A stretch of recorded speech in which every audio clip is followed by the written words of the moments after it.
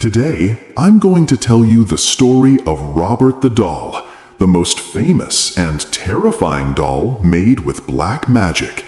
So, grab your favorite drink and don't forget to subscribe and like. Let's go!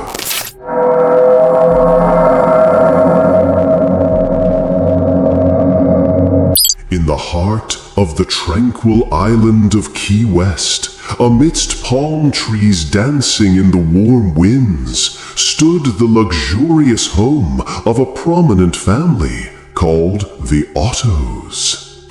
The spacious house was surrounded by wide porches, and its wooden floors creaked softly whenever someone stepped across them, as if whispering an ancient secret. In this house lived the family's only child, Robert Eugene Otto, or as everyone called him, Gene. Gene was a thin, wide-eyed child whose small voice filled the house with laughter when he was happy and with tears when he was lonely.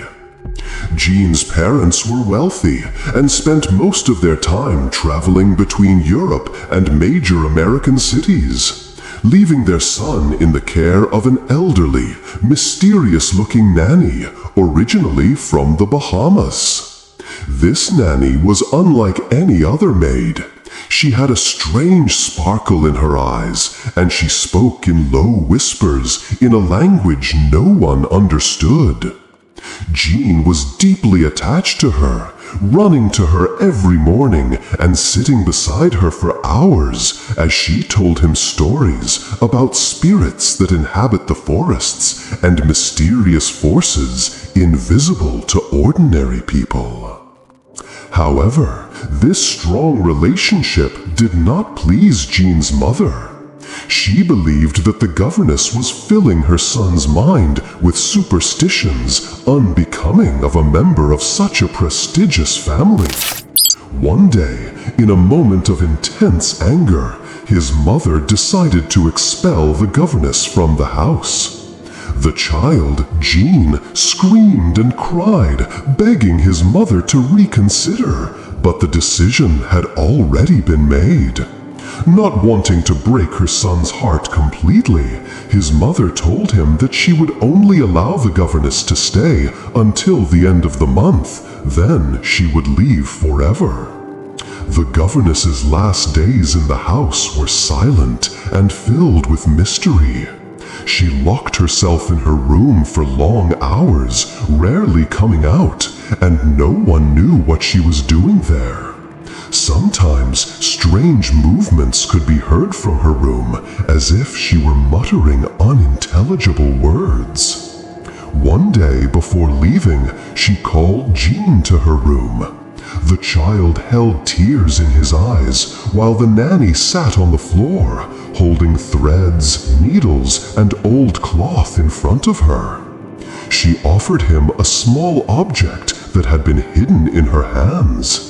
A strange-looking doll with a cloth face, coal-black eyes, and tattered clothes, but it seemed eerily alive. The nanny smiled for the first time in days and said in a quiet voice, "I made it for you myself, Jane. Take good care of it. Its name is Robert." Overjoyed, Jane took the doll and hugged it tightly. Little did he know that this simple moment would be the beginning of a curse that would haunt him for the rest of his life. That night, the nanny was seen leaving the house, but some of the servants swore they heard her whisper strange words to the doll before disappearing into the darkness. As Jane slept, the doll, Robert, sat on a small chair by his bed, as if watching him. A faint, mysterious smile spread across its cloth face. A few days had passed since the old nanny's departure, and the house had become quieter than ever. Jane spent most of his time with his new doll, Robert. He would take it to the garden, sit with it at the dining table, and even when he went to bed, he would place it next to him on the pillow. Jane dressed the doll in a small sailor's outfit and an old pair of shoes he'd found in the wooden box in the attic. But things didn't stay normal for long. One night, as Jean's parents sat in the living room, they heard muffled laughter coming from their son's room. His father smiled and said, "Jane is talking to his doll again." But the laughter soon turned into low whispers. Then another voice, a voice that wasn't a child's. It was deep and somewhat raspy, like an adult's voice talking to Jane. The parents quickly went upstairs to their son's room. They opened the door to find him sitting on the floor, the doll in front of him, and the room unusually cold. Jean looked at them with wide eyes and said, "Robert was telling me a story. He said he didn't like it when I was left alone." The mother tried to smile, but a shiver ran down her spine. "Jean, you were talking, weren't you?" "No, I wasn't," the child replied, frowning. From that night on, the sounds began to recur. Not just whispers, but muffled laughter, soft footsteps in the hallways, and the sound of doors closing by themselves. The servants in the house began whispering among themselves that something strange was happening in the child's room. One of the servants swore she saw the doll sitting on the edge of the bed, moving slightly back and forth, as if it were rocking on its own. One evening, Jean woke up to the sound of the chair beside his bed creaking. He slowly opened his eyes and saw the doll sitting on the chair, staring at him with its black eyes. The room was dark, but the moonlight coming through the window was enough to make out the doll's shadow on the wall. Suddenly, Jane heard a low voice whispering his name. Jane. The child froze. He couldn't scream, couldn't move. The voice came from the direction of the chair.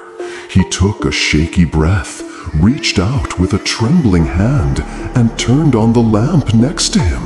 But the doll didn't move. It stood perfectly still, as if nothing had happened. The next morning, Jean tried to tell his parents what he'd seen, but they just laughed and told him he was probably dreaming. But what happened next made everyone in the house realize that it wasn't just a little child's imagination. One evening, his mother heard the sound of shattering glass from upstairs. She quickly went upstairs to find Jean's room in disarray, with books scattered, toys broken, and furniture upside down. As for Jean, he was sitting in the corner of the room, crying and pointing at the doll sitting amidst the chaos on the rocking chair, quietly rocking back and forth, as if enjoying what had happened. When his mother asked him who had done all this, Jean exclaimed angrily, "It's Robert! Robert is angry because he doesn't want me to leave him alone." At that moment, his mother sensed for the first time that there was something sinister about that doll, something that was no longer just a child's imagination. Weeks passed since the incident that turned Jean's room upside down, but the strangeness didn't stop there. On the contrary, the phenomena became more intense and more terrifying. One night, the servants were awakened by the sound of loud laughter. It wasn't Jean's childish laughter. It was hoarse, malicious laughter that echoed throughout the house. Everyone rushed to the child's room, but the door was locked tightly from the inside, even though Jean was too young to lock it with a key. The father pushed the door open with all his might, and they found Jean huddled in a corner of the room, the doll Robert sitting in the middle of the bed, and the rocking chair moving slowly, untouched. Jean cried out, his eyes filled with tears. It's him! He's angry because you came in without permission." From that night on, everyone in the house avoided Jean's room at night. The servants began whispering that the doll wasn't just a toy, but a cursed object, something the old nanny had brought to take revenge on the family. One of the maids swore she saw the doll move of its own accord and cross the corridor. She even saw it climb the wall like a strange animal, then disappear into the attic. And it wasn't just the servants. Neighbors began complaining that they saw shadows moving behind the windows, even though the family wasn't home. Some said they saw the doll standing by the window, staring out, before slowly retreating as if someone had dragged it into the darkness. The family's terror increased when things began to break of their own accord. Plates flew off the tables, doors suddenly slammed shut and locked from the inside, and books fell from the shelves as if an invisible hand had tampered with them. Jane's toys were found torn apart, their arms and legs scattered around the room.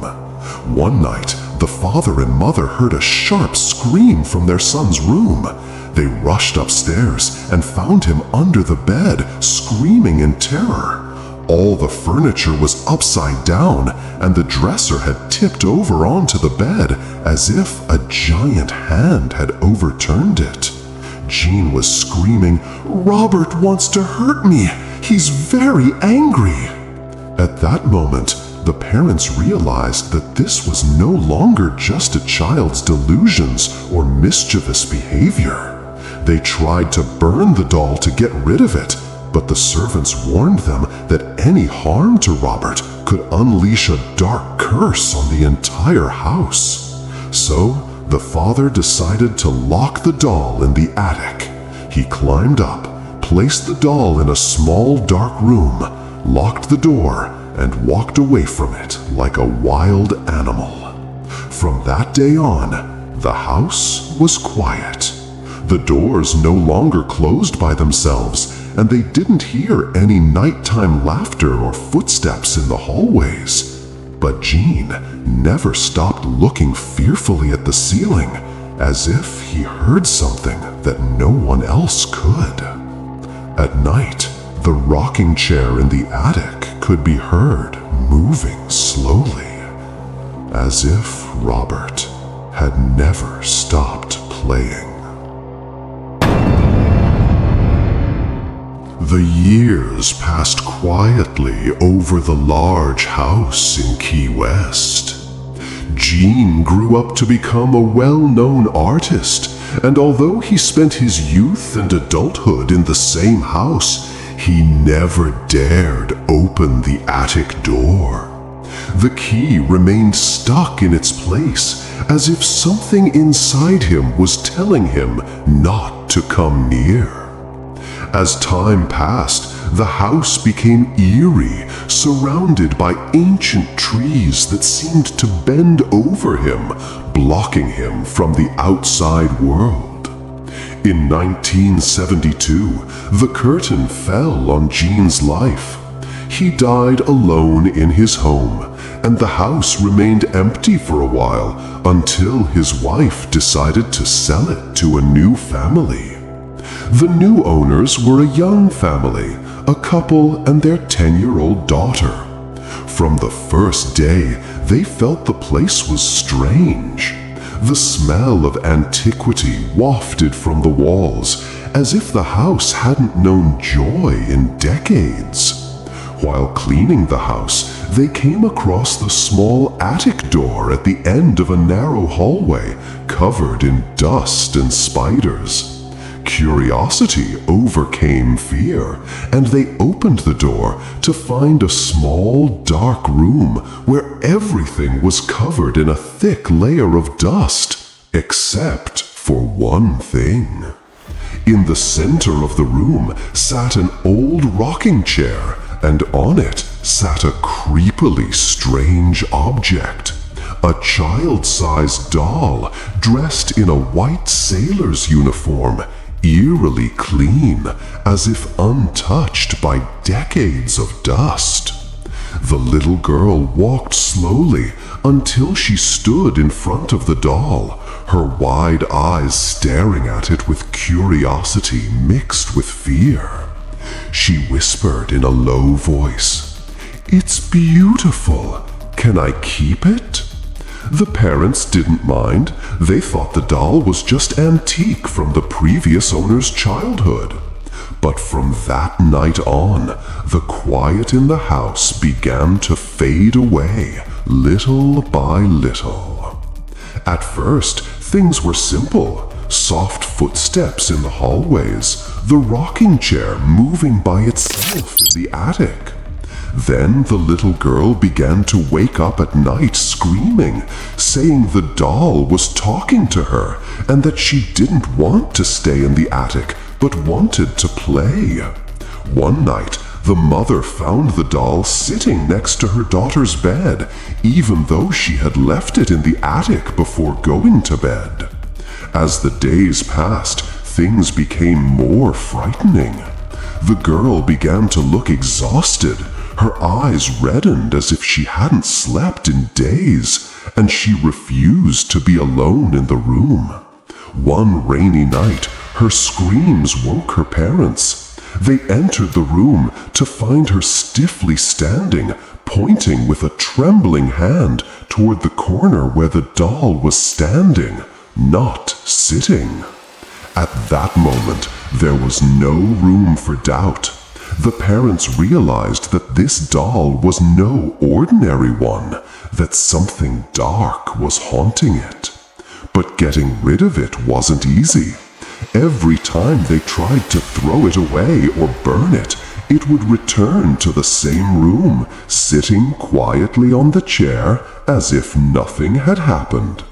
In the end, they found no solution but to contact the management of the Fort East Martello Museum in Florida, which was collecting strange historical artifacts. The museum agreed to take the doll and display it as a rare artifact. The doll was finally removed from the house, and with it, the child returned to her normal life. But her parents swore that even after her departure, they could hear the rocking chair in the attic moving on its own.